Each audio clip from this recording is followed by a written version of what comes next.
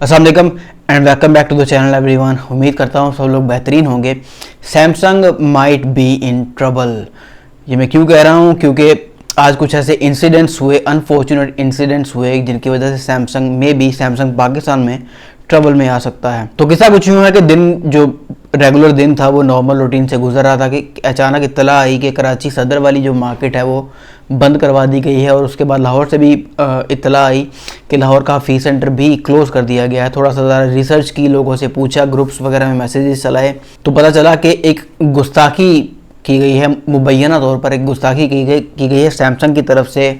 उसमें 3 बातें थी। कुछ लोग कह रहे थे कि सैमसंग के जो हेड ऑफिस का जो पासवर्ड है वाईफाई का, या जो वाईफाई का नाम है, उसमें गुस्ताखी की गई है। कुछ लोग कह रहे थे कि सैमसंग के सीईओ ने बतौर बजाते खुद कोई गुस्ताखी की है, और कुछ लोग कह रहे थे कि सैमसंग के बॉक्सेस पर जो बारकोड होता है वो उस बारकोड के अंदर कुछ ऐसा है जिसको गुस्ताखी की मद में देखा जा सकता है। तो इस सारे सीन के बाद एक प्रोटेस्ट शुरू होता है तहरीक लब्बैक पाकिस्तान की तरफ से कराची वाली सदर मार्केट में। वहां पर क्या होता है कि जितने भी सैमसंग के आउटलेट्स हैं और जितने भी सैमसंग के बिलबोर्ड्स हैं और जो बैनर्स वगैरह लगे हैं, उनको फाड़ना और तोड़ना शुरू कर दिया जाता है, जैसा कि आप वीडियो में भी देख सकते हैं। और उसके बाद आम पब्लिक भी उनमें शामिल हो जाती है और फी सेंटर जैसी मार्केट को भी टेम्पररीली क्लोज करवा दिया जाता है और सैमसंग की आउटलेट्स को भी क्लोज करवा दिया जाता है।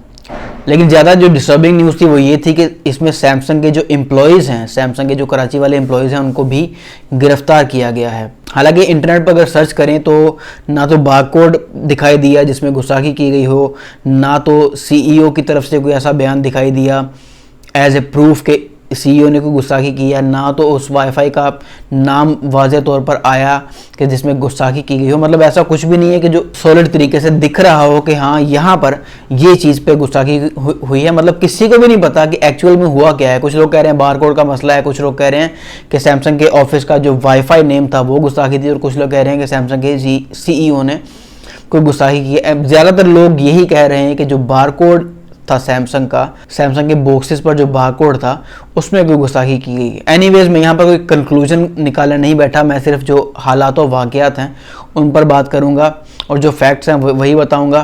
कंक्लूड आपने करना है कमेंट सेक्शन में। जो आपकी राय है वो आप कमेंट सेक्शन में बता सकते हैं।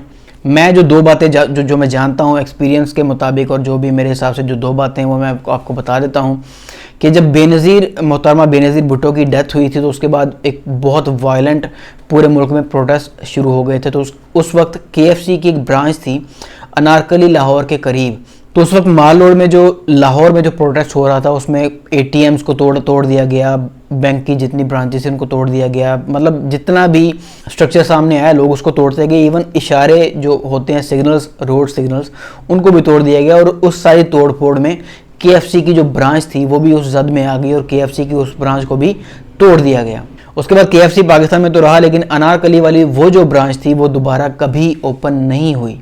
इसकी एक सिग्निफिकेंट वैल्यू है अगर समझने वाला समझे तो।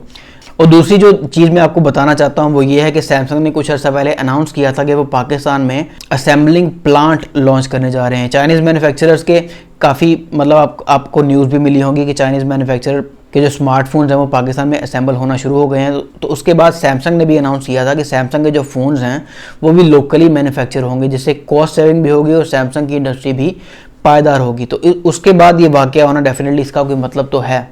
एनीवेज जो भी मुबैना गुस्ताखी के खिलाफ जो आज एहतजाज हुआ, उसके बाद सैमसंग ने एक ऑफिशियल स्टेटमेंट जारी की थी जिसमें उन्होंने क्लैरिफाई किया था कि वो टोटली तमाम रिलीजन की वो रिस्पेक्ट करते हैं।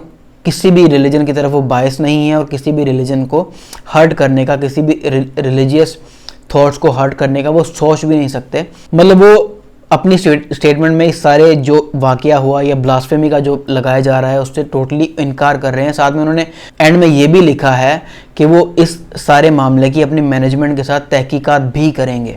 तो सैमसंग एक बड़ी कंपनी है। अगर आपको याद हो तो बहुत अरसा तक सैमसंग नाम की कंपनी पाकिस्तान में ऑफिशियली नहीं मौजूद थी। बड़ी मुश्किल से बड़ी देर बाद सैमसंग पाकिस्तान टाइप की कंपनी पाकिस्तान में ऑफिशियली आई थी। तो उसके जाने के बाद फॉर एग्जांपल अगर ये जो एहतजाज है वो शिद्दत पकड़ लेता है तो डेफिनेटली सैमसंग के ऑपरेशंस उससे बहुत ज़्यादा मुतासिर होंगे। बिलीव करें, हालोड में मैं होता हूँ, हालोड में जब ये इत्तला लोगों को आनी शुरू हुई तो लोगों ने अपने अपने काउंटर्स से सैमसंग की डिवाइसेस उठा के पीछे रख ली थी, मतलब डिस्प्ले में सैमसंग का कोई भी फ़ोन लगा हुआ नहीं छोड़ा था। तो डेफिनेटली सैमसंग की सेल पर इसका बहुत अच्छा खासा असर पड़ेगा। उसका जो बेनिफिट होगा वो सारे का सारा चाइनीज़ मैन्युफैक्चरर्स को होगा। और वैसे भी पीटीए के बैन के बाद तो पाकिस्तान में क्या रह गया है, सिर्फ चाइनीज़ मैन्युफैक्चरर्स ही रह गए हैं जो ऑफिशियल पीटीए अप्रूव आपको मिलते हैं, या बहुत कम तादाद में सोनी के फ़ोन्स या वन प्लस का एक आधा फ़ोन आपको मिल जाता है जिसका टैक्स कम है, लकीली टैक्स कम है, और वो आपको ऑफिशियल पीटीए अप्रूव मिल जाते हैं। उसके अलावा तो सिर्फ महज आपके पास चाइनीज़ मैन्युफैक्चरर और सैमसंग ही रह जाता है। सैमसंग भी जाता है तो जाहिर सी बात है मैदान में अकेला जो प्लेयर रह जाएगा वो चाइनीज़ मैन्युफैक्चरर्स ही रह जाएंगे।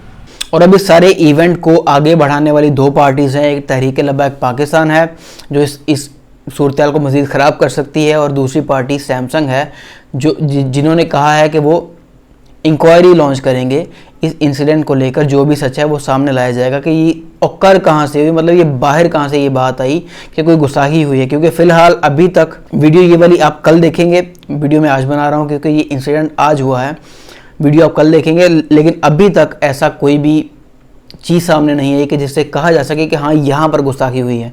ना तो ऐसा कोई बारकोड मीडिया पर आया है या सोशल मीडिया पर आया है, ना तो ऐसा कोई वाईफाई का नाम सोशल मीडिया पर एज एविडेंस आया है कि यहाँ पर गुस्ताखी हुई है, और ना ही सैमसंग के सीईओ का ऐसा कोई बयान आया है जिससे पता चले कि यहाँ पर कोई गुस्ताखी वाला एलिमेंट मिलता है। खैर सैमसंग को माफ़ी मांगनी चाहिए या नहीं, या टीएलपी को किसी ऐसी बात पर एहतजाज करना चाहिए कि नहीं जिसका कोई प्रॉपर एविडेंस ही नहीं है, इसका इजहार आप कमेंट सेक्शन में कर सकते हैं।